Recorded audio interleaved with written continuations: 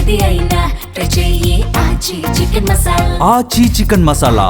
NCERT ముద్రించిన 8వ తరగతి సాంఘిక శాస్త్రంలో వివాదాస్పద పాఠ్యాంశం ఉన్న పాఠ్యపుస్తకాలను వెంటనే సీజ్ చేయాలని సుప్రీంకోర్టు ఆదేశించింది.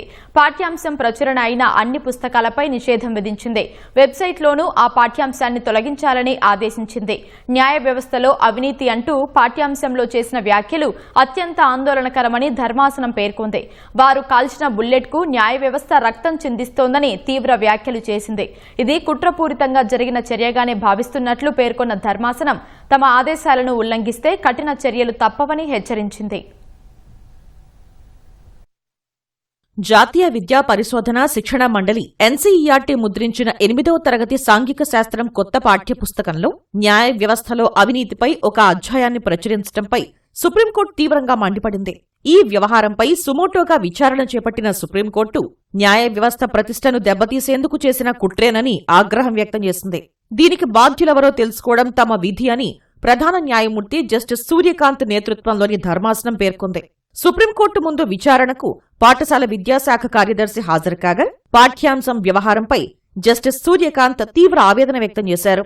కొందరు ప్రయోగించిన బుల్లెట్తో న్యాయ వ్యవస్థ రక్తం చిందిస్తోందన్న ఆయన న్యాయ వ్యవస్థ అధికారాన్ని అణచివేసేలా, గౌరవాన్ని కించపరిచేలా ఉద్దేశపూర్వకంగా చేసిన చర్యగా కనిపిస్తోందని ఆందోళన వ్యక్తం చేశారు. ఈ వ్యవహారంలో లోతుగా పాతుకుపోయిన కుట్ర ఉందన్న సీజీఐ బాధ్యులకు శిక్ష పడాలని స్పష్టం చేశారు. ఎన్సీఈఆర్టీ బుధవారం ఇచ్చిన వివరణలో ఎక్కడా క్షమాపణ అన్న పదమే లేదని, పైగా వారు తమ చర్యను సమర్థించుకుంటున్నారని సీజీఐ మండిపడ్డారు.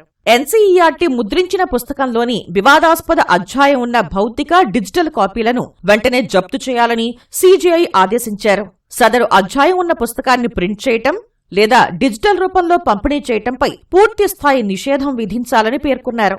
ఈ తప్పుకు బాధ్యులను చేస్తూ ఎందుకు చర్యలు తీసుకోకూడదో వివరించాలని ఎన్సీఈఆర్టీ డైరెక్టర్, పాఠశాల విద్యాశాఖ కార్యదర్శి, విద్యామంత్రిత్వ శాఖకు సుప్రీంకోర్టు షోకాజ్ నోటీసులు జారీ చేసింది.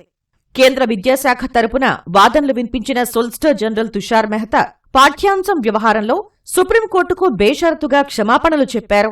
ఈ వ్యవహారాన్ని కేంద్ర ప్రభుత్వం సమర్థించుకోవటం లేదని కోర్టుకు వెల్లడించారు. బాధ్యతాయుతమైన వ్యక్తులు అలాంటి పనిలో ఇకపై ఉండరని కోర్టుకు తెలిపారు.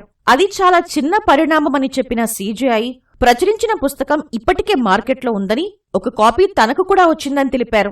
ఈ అంశాన్ని పట్టించుకోకుండా వదిలేస్తే న్యాయ వ్యవస్థపై ప్రజలకు నమ్మకం పోతుందని పేర్కొన్నారు. ఈ అంశంలో మీడియా బాధ్యతాయుతమైన పాత్ర పోషించిందని సీజీఐ ధర్మాసనం అభినందించింది. ప్రజాస్వామ్య 4వ స్తంభంగా మీడియా నిలిచిందని కొనియాడింది. పాఠ్యాంశంపై మరింత లోతైన దర్యాప్తు జరగాలని భావిస్తున్నట్లు చెప్పిన ధర్మాసనం తదుపరి విచారణను మార్చి 11కు వాయిదా వేసింది.